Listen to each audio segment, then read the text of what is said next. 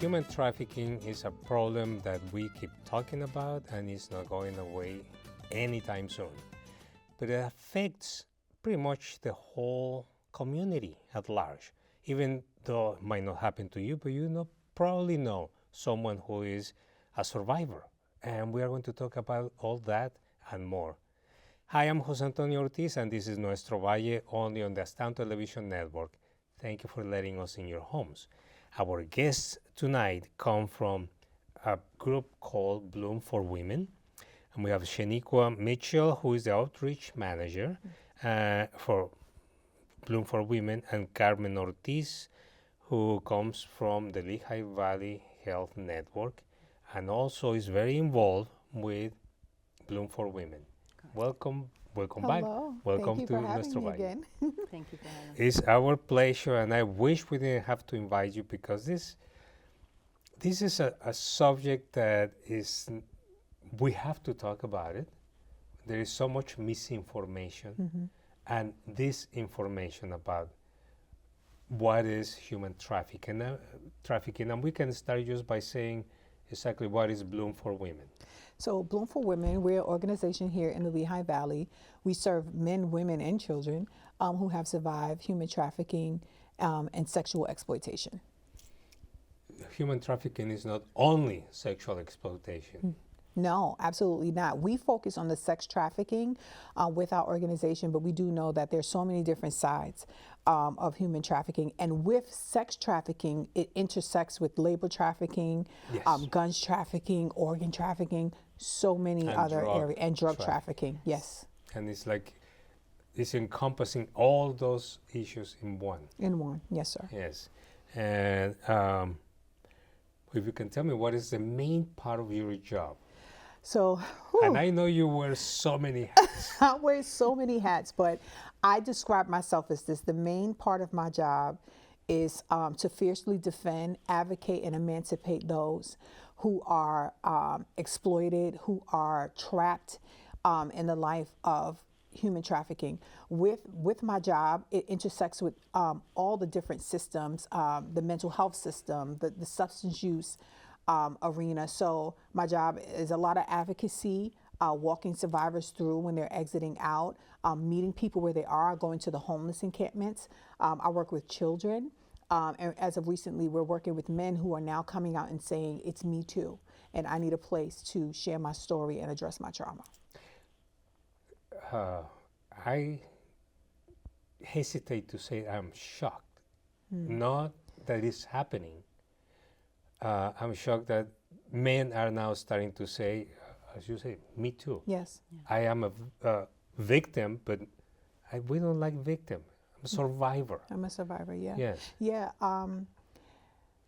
the more we have the conversation, one of the things I love about what we get to do through outreach is to create spaces for survivors of all sorts, right? All walks of life to come and say, me too. It is especially a sensitive topic for men because somehow if I was trafficked or if I was sexually exploited, then somehow it lessens who I am as a man.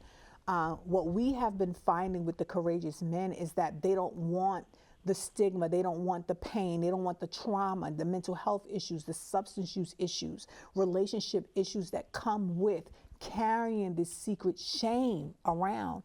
And so one of the things that we've been able to do through Sunshine and Arise is create that space for men to come in and to address a variety of traumas. Sometimes they come in addressing other things, and then we find at the root is some sort of sexual exploitation or things of that nature. I was going to say, especially in our society, a man will not talk about, I was abused as a kid. Yeah. That's not. Yeah. Oh, an older woman took advantage of me. Oh no, I should be proud of that. But it's not the case. It is not the case. No, but well, before we get too much into that, because there are so many other things that we Yes. want to talk about. Carmen, how are you involved in Bloom? Well, I volunteer with Bloom, right? And as a certified recovery specialist, I was asked to go to the laundromat where I met her with the Loads of Blessings. She was a part of that, and she has the Brace program, which is for the kids. So I always wanted to be a part of helping at the laundromat, but I didn't know which where to go, where I fit it at. And I ran into her, and I asked her, I said, you know, I watched her. We didn't connect right away, but I watched her, and I said, can I help? Can I volunteer? Can I help you some way with the kids? Because that's where I wanted to be. Plus, I remember my kids, right? Because I was suffered from addiction, and being in the laundromat with my kids and not having a safe place. So I love the fact that they go there and they advocate for the kids and they teach the kids how to speak up. We provide a safe place for these kids to be able to speak up. And we've had kids, right, Yes. that actually come up and speak to us and tell us what's going on because we've created that safe place. So as I started volunteering with her, I ended up having just opportunities to go different places with her. And I always say, I just asked to volunteer. All these other doors are just being opened for me. So be careful what you ask for. You might get it. Right, Yes. and some. In this case, you will get it. Right. Well, that is an inspiring story because we know that there is a problem. Yes. We keep reading and it's not getting better. We were hoping that it will get better, but it's not. And sometimes I found that some people say, I don't want to talk about it. Well, why not? You should talk about it. How can we, and this was not a prepared question, Okay. but how can we be sure that we identified that there is a problem? Well, we have to have, I love the fact that you continue to allow space for us to have this conversation. We have to have the conversation at dinner tables. We have to have the conversation in churches. We have to have conversation in medical spaces because more oftentimes than not, trafficking intersects all areas. And so we have to make space for people to come and to share, whether they're adults or whether they're children, but we have to keep putting language out there. One of the biggest things in my job that I am passionate about is language. Many people don't have language to convey what's happening. So it's raising awareness, but also give an opportunity, space and opportunity to use the language. To use exactly that's what is needed. Friends, don't go away. There is a lot more to come. Don't change the channel.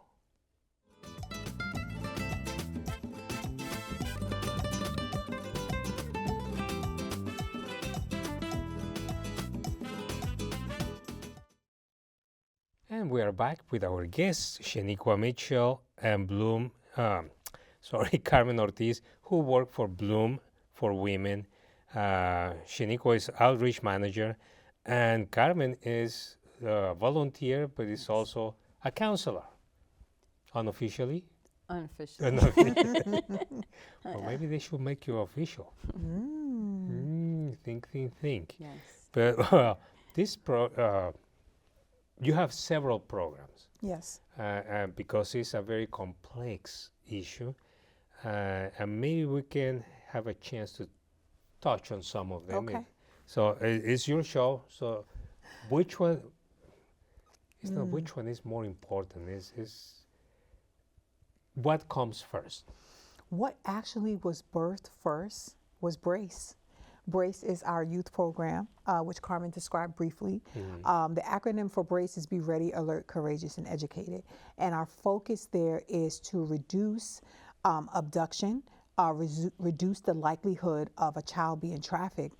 So we focus a lot on social emotional learning and things like that, but also giving language. And I'm going to say some words which shouldn't make adults comfortable, but some children are at risk of being exploited or being unable to share what happened to them because they don't know what their body parts are. We have all these cultural names, but it's a penis, it's a vagina, it's an anus. And part of what doesn't allow children to convey what happened to them is because they don't understand language. So we focus a lot on language. We have an amazing time having fun, laughing. We focus on social emotional learning, and we have created a community. Some of these children didn't know that they could have more than one emotion. And so we've taught them what different emotions are, how they express them. And it's become an amazing community that has grown into something that goes beyond just teaching them trafficking, but they're learning how to be leaders in their communities. They're learning how to be voices in their communities. So Brace was birthed first.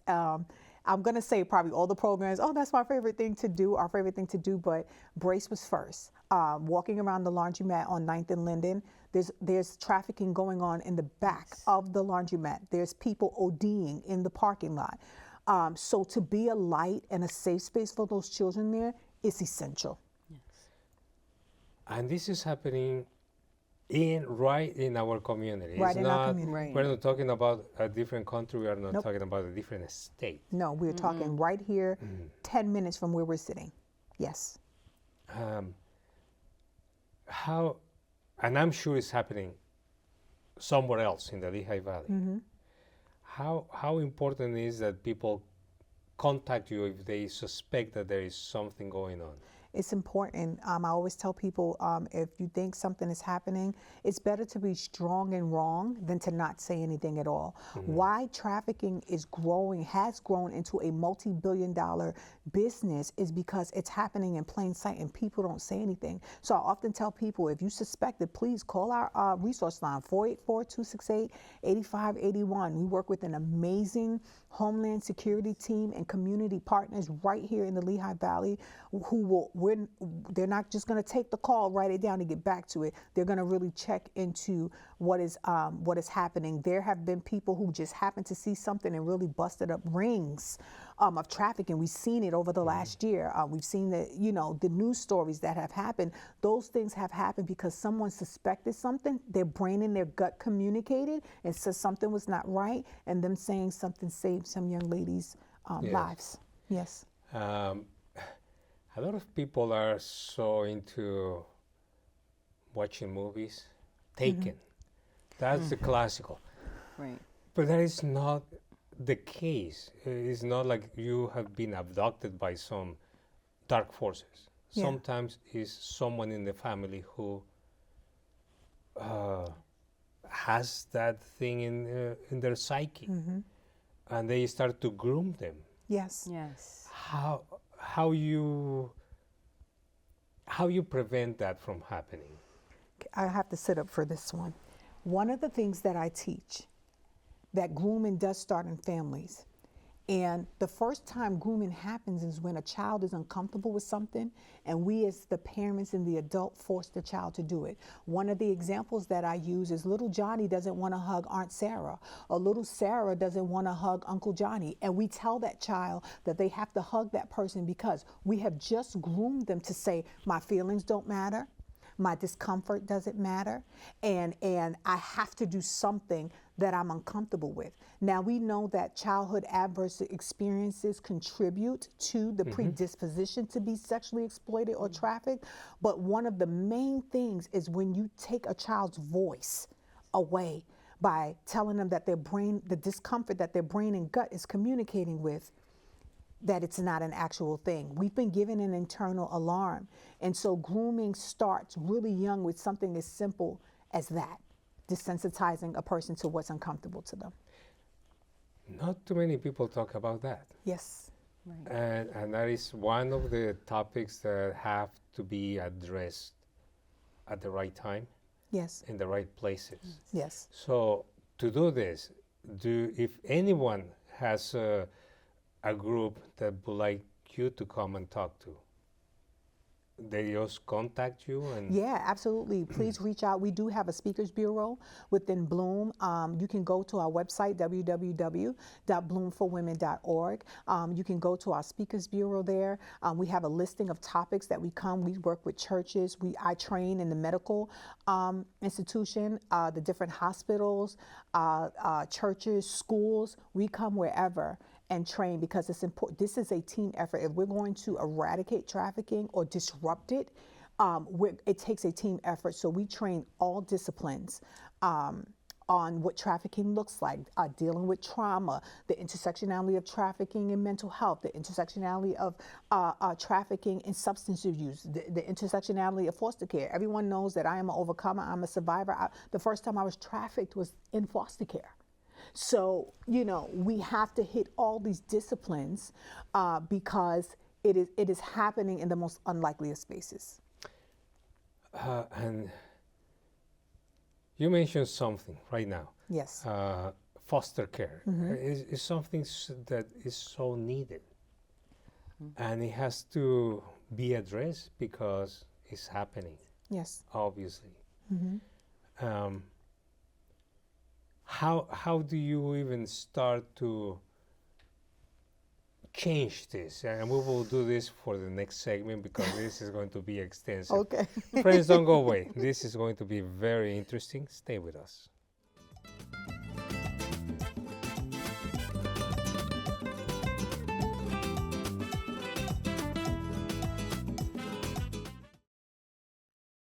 And we are back with our guest, a very important group, Bloom. I was just told that it's not Bloom for women anymore. It's just Bloom because it's also men and children involved in all this big problem. And our guests tonight are Sheniqua Mitchell and Bloom, Carmen Ortiz, both working with Bloom for women. Bloom. It's fine. we still are used to that, Bloom for women. Of course. In the little time, well, before we went into, you started to talk I dropped the bomb. about, go ahead, drop it. I dropped the bomb. The first time I was trafficked was in foster care. I was in a home that was checked out by the state. It was supposed to be safe, and it was not. I ended up being trafficked by my foster sister out of my foster home. Literally was being trafficked out of that house. There are other instances in foster care where sometimes the family themselves, the foster family themselves, is actually buying and selling children, which intersects again with labor trafficking. And so we have a huge problem here. I was a teenage mom at the time, and I had a child as well. So many teenagers who are in the foster care system who are either aging out of the system, have no home plan, no family reunification plan, these who have mental health issues, who are LGBTQ+, these are children in the foster care system who would be susceptible for exploitation and abuse, just with being a runaway alone. Yes. And this brings, we have to address this homelessness. Yes. And the big problem is anyone who ends up being trafficked and gets caught by the police, and they will have a record. And that would affect everything. Yes. Employment, home, housing, everything. Yes. So let me speak to that. So one of the things Carmen and I both do, we work with, because within LVHN, she does that as well, works with the homeless population. There are many survivors who are homeless. Some of them are youth, some of them are runaways, some of them have mental health issues. But with the issue of a record, that is a major barrier that we face. We do have something called the Barrier Wall Project, which addresses a lot of the barriers that face survivors, and record expungement is a big thing. Many people have charges related to their trafficking, but they were up under the control of someone. We know that trafficking has to do with fraud, force, or coercion.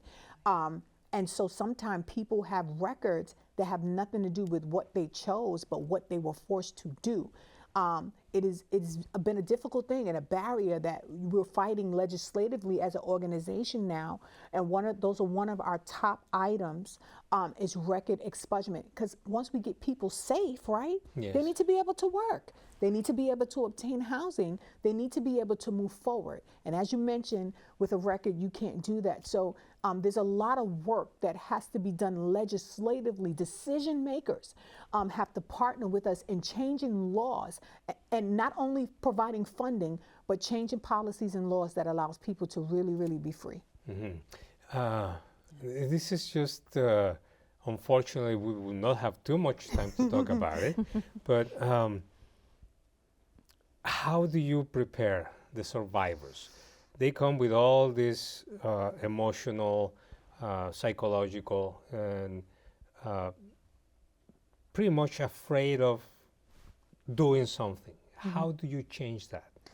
Well, one of the things that we do, we get to work with survivors everywhere, but Bloom on the Inside, which is our in-jail program for survivors. There we provide a solution-focused workshop, which is kind of a trauma-based group where we meet them where they are. we listen. Even me as an overcomer now, there are people who are newer coming out of their situations. We sit at their feet and we learn from them. Provide safe space to have a voice. We also have a survivor council that we are putting together, because survivors should be at the table with decision makers, with law enforcement, with the healthcare industry, to talk about what it looks like. So it's a multidisciplinary approach to working with survivors. So it's going to take the social workers, it takes law enforcement, it takes the person who owns the bodega to just provide a trauma-informed community. So we listen to them, we talk with them, we cry with them, we connect them to resources, we help them work on their mental health, we help them work on substance use. We do a total, we look at the person as a whole, not just their trafficking situation, but look at them as a person. As it should be. Yes. Now, with all these programs and all what you have to do, I'm sure you have a staff of about 125 and a budget of, I don't know, a couple $1 million. I wish. I wish. I'm grateful. Right now for outreach, it is just me right now. I have an amazing volunteer here. And amazing interns, and so it's the grace of God that we're able to do all the things that we're able to do, but we need help.